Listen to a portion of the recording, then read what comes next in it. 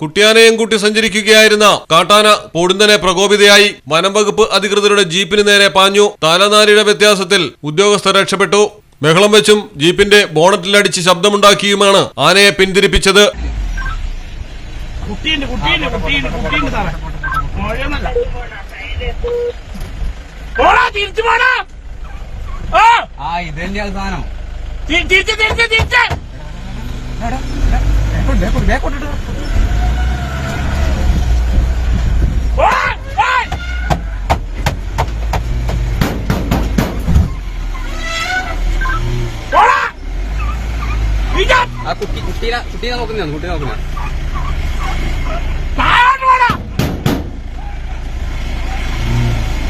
എടാ ഹെലിപ്പാഡിന്റെ ഭാഗത്തേക്കാണ് കയറി പോകുന്നത് കേട്ടാ. ചാർജ് ചെയ്യുന്നുണ്ട് കുട്ടികളുണ്ട്.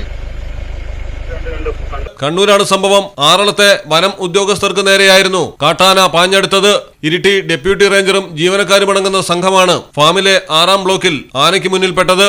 പെട്ടെന്നായിരുന്നു ആനയുടെ ആക്രമണം. ജീപ്പ് പിന്നോട്ടെടുത്ത് ബഹളം വെച്ചതോടെ ആന കാടുകയറി മാറുകയായിരുന്നു. Iritty deputy ranger K Jijil, beat forest officer Amal, driver Abhijith എന്നിവരായിരുന്നു വനപാലക സംഘത്തിലുണ്ടായിരുന്നത്. മലയാളം ടെലിവിഷൻ, കണ്ണൂർ.